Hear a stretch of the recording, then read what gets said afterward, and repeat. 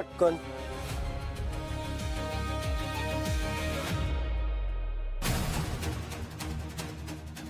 Sir, ही ज्योती हिनेच आपली coffee बनवली होती.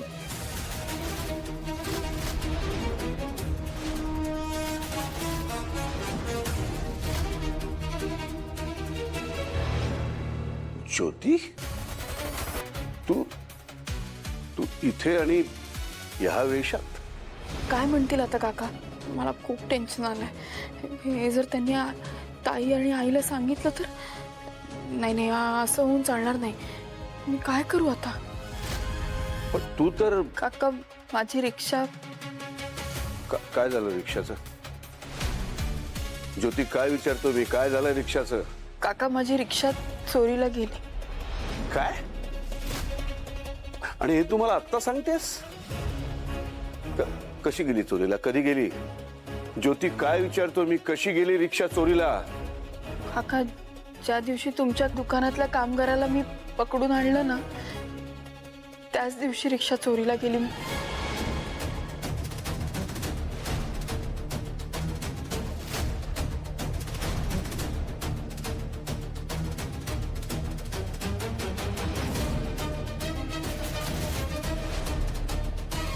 चाल. रिक्षा कुठे गेली? रिक्षा इथेच तर लावली होती. कुठे गेली? रिक्षा कुठे गेली? रिक्षा. काय बोलतेस ज्योती तू? हे एका झटक्यात परक केलंस तू मला. एवढं सगळं होऊ नये, तू एका शब्दाने मला कधी बोलली नाहीस.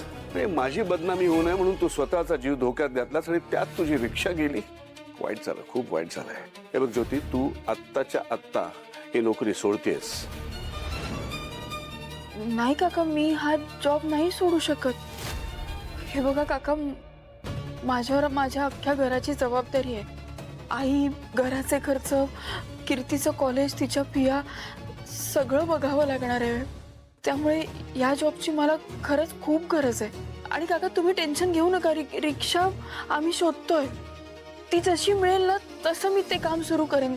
हे बघ ज्योती, तुला रिक्षा तुझी मिळाल्यावर तू रिक्षा चालव, तू तुझं काम कर, माझं काही म्हणणं नाही. पण आत्ता हे काम करू नकोस. तुला हवं तर आपल्या दुकानात नोकरी देतो मी. काका, खरंच थँक्यू या गोष्टीसाठी. पण अहो, यांनी पण मला गरज असताना नोकरी दिली. माझी पण काहीतरी जबाबदारी आहे ना. मी असं अचानक नोकरी नाही सोडू शकत. आणि हे बघा काका, माझी रिक्षा गेली याचं गिल्ट तुम्ही घेऊ नका. ती गेली, आता त्याला काय करणार?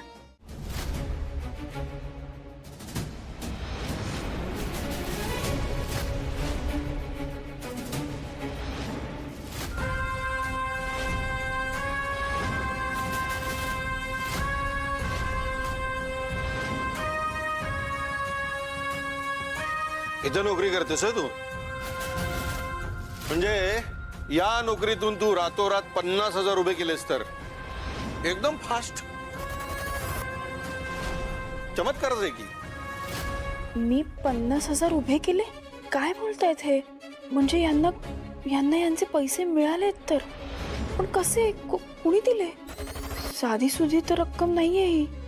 50,000 कोण देणार? अच्छा, बहुतेक हे त्या दीपचंच काम असणार. नाही, बरोबर आहे. त्या दिवशी त्यानेच मला त्यांच्या पंटरपासून वाचवलं होतं ना.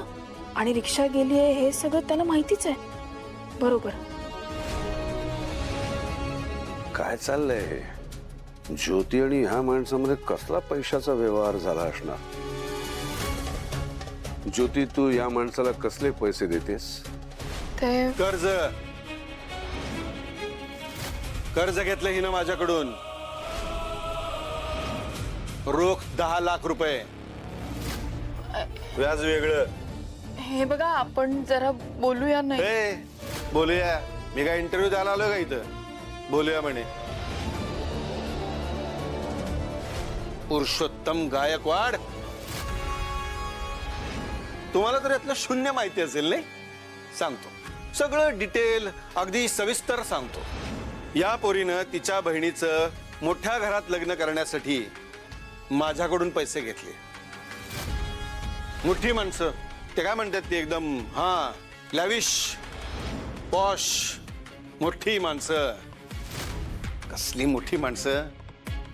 नाव मोठं आणि लक्षण खोटं. हिच्या बहिणीचं लग्न झालं मोठ्या घरातल्या मोठ्या श्रीमंत मुलाशी.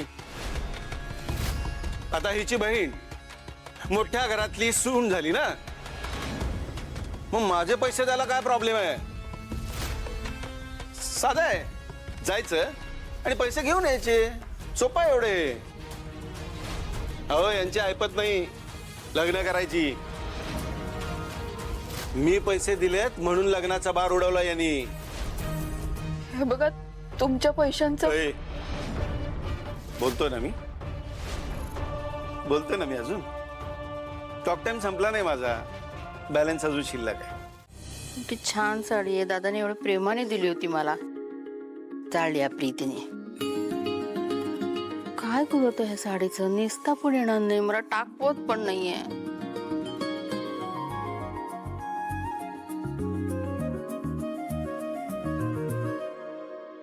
आत्याबाई ज्यूस. काय झालं आत्याबाई? काय नाही ग, इस्त्रीला दिली होती साडी, जळली. आता नेसता पण येणार नाहीये धड. मला कळत नाहीये काय करू या साडीचं. आत्याबाई एक काम करता का, ती साडी मला द्या, ती मी रफू करून नेसेल जर तुम्हाला चालणार असेल तर. तुम्हाला चालेल मी नेसलेली साडी नेसायला? हो का नाही?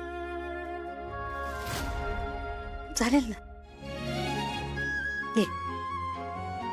ताई पण एक कराल का, म्हणजे तुम्हाला हवी तिथे साडी नेसा, म्हणजे एखाद्या फंक्शनला, लग्नाला, कुठेही, फक्त इथे येताना नको नेसू साडी.